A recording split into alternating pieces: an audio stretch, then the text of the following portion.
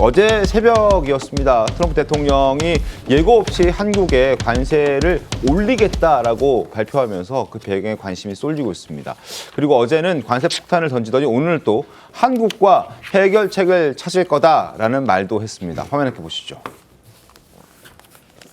자, 한국의 입법부가 한국과 미국과의 합의를 어기고 있다. 이에 따라서 자동차, 목재, 의약품 등 모든 상호 관세를 15에서 25%로 인상하겠다라고 어제 얘기했습니다. 주식시장이 굉장히 놀랄 거라고 예상이 됐었는데 다행히 코스피는 전날보다 2.73% 오른 5,084.85로 마감했습니다. 지금도 코스피는 전일 대비 상승하고 있습니다. 1.32% 상승한 5,151.89로 지금 또 순항하고 있는 상황입니다. 이를 두고 타코 트레이드라는 말이 나오고 있습니다. 트럼프 대통령을 발끈하게 하는 용어이기도 하죠. 목소리 한번 들어보시죠. Mr. President, Wall Street analysts have coined a new term called the taco trade. They're saying Trump always chickens out on your tariff threats. I kick out? Chicken out. Oh, isn't that nice? Chicken out. I've never heard that. But don't ever say what you said. That's a nasty question. Go ahead. To me, that's the nastiest question. 자, 사실 트럼프 대통령이 갑자기 관세로 한국을 강하게 압박한 게 여러 요인이 있겠지만요. 우선 건강 관련 발언들을 또 주목해야 된다는 분석들도 많습니다. 건강이 어떻게 안 좋은가? 역대 미국 대통령 중에서 가장 고령인 트럼프 대통령입니다. 스스로 건강을 자신하고 있긴 합니다만 노화와 건강 이상설이 여러 차례 불거지기도 했습니다. 자, 영상 보도록 하겠습니다. We saw them bruising on your hand. Are you okay? Very good. I clipped it on the table. So I put a little, what do they call it, cream on it. Take aspirin if you like your heart, but don't take aspirin if you don't want to have a little bruising.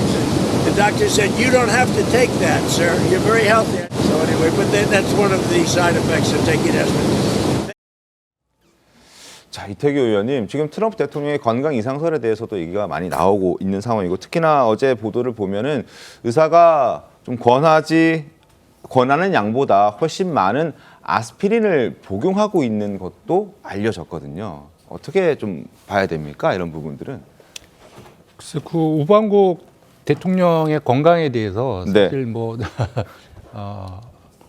쉽게 이야기할 수 있는 문제는 아닌 것 같아요. 네네. 그래서 정확한 어떤 그 정보가 지금 들어와 있는 것도 아니고 다만 그 지난번에 이제 바이든 전 대통령도 건강 문제 때문에 굉장히 많은 이제 업무에 어떤 지장을 초래했는데 지금 이제 트럼프 대통령도 사실 자연 연령으로 보면 이제 그럴 가능성이 좀 있는 나이가 된 거죠. 그런데 이제 그런 부분들이 과연 이제 어저께 바로 어떤 그 관세 재인상하겠다. 뭐 이런 부분으로까지 연결돼 있는지 부분에 대해서는 만약에 사실 뭐 그렇게 된다면 굉장히 좀 우려스러운 문제겠죠.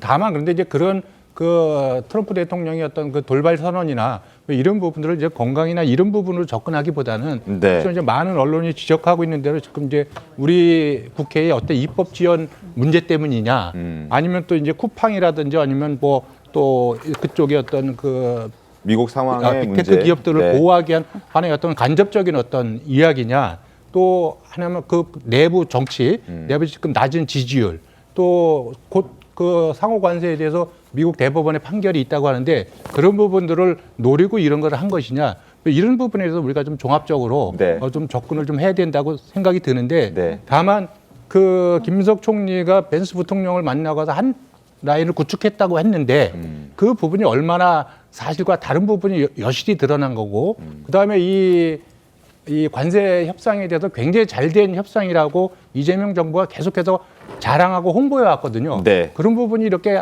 한 번에 이렇게 무너질 수 있다. 이런 이제 우려를 준 거잖아요. 이런 부분에서는 좀 정부가 좀 설득력 있게 국민들한테 좀 설명할 필요가 있다. 저는 그렇게 생각을 합니다. 알겠습니다.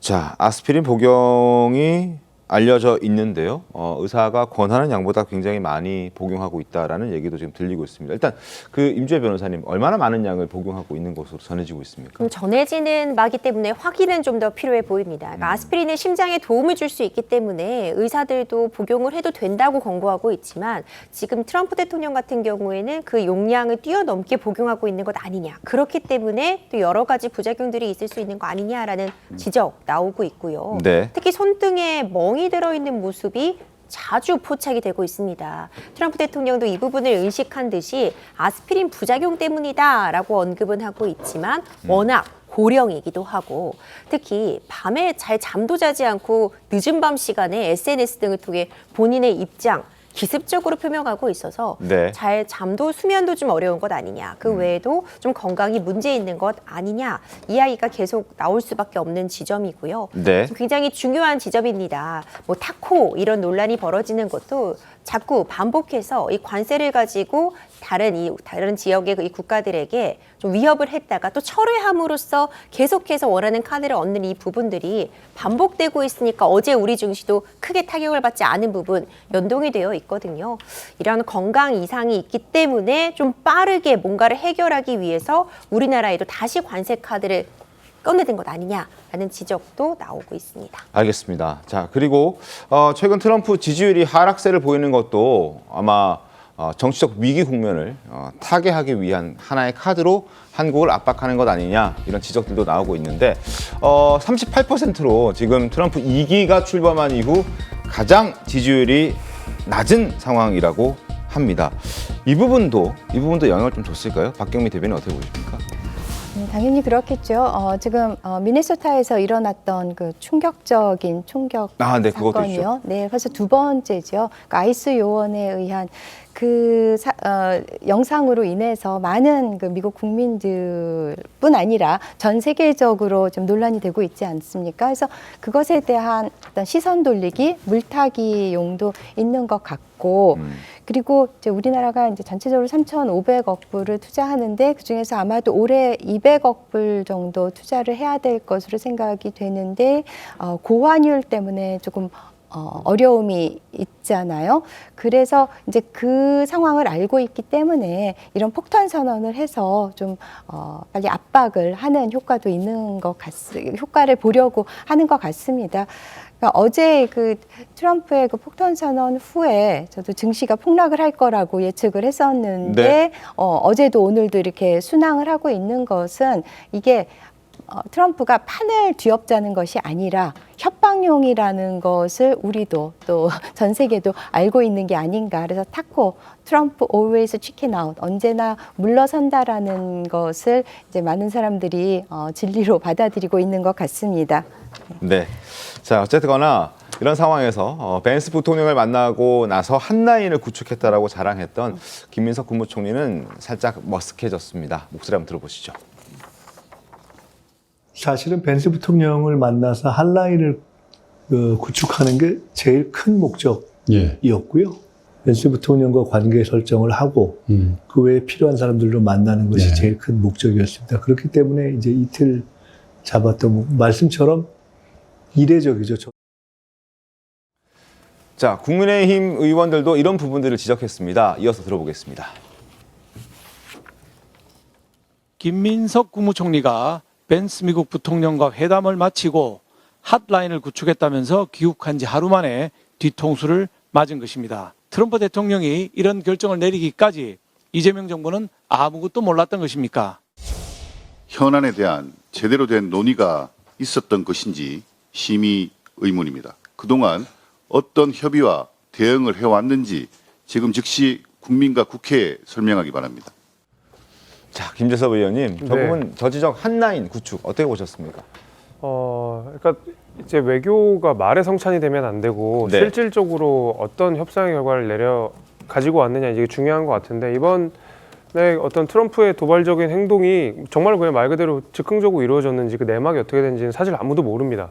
이재명 대통령과 주요 인사들 정도만 알 텐데 일단은 나름 굉장히 성공적인 협상이었다고 저희 야당 쪽에서도 평가를 한 분들이 많고 저도 그렇게 했는데 갑자기 이렇게 뒤통수를 맞으니까 제대로 협상을 한 게 맞느냐, 한라인 구축한 게 맞느냐라는 네. 이야기도 많이 했고 사실 그거에 앞서서 이재명 대통령께서는 그리고 이재명 정부에서는 이게 양해각서기 때문에 굳이 국회 비준이 필요 없다, 국회 동의 필요 없다 이렇게 이야기를 하고 잘 유야무야 이 안건들에 대해서 논의를 안 했던 것이 사실입니다.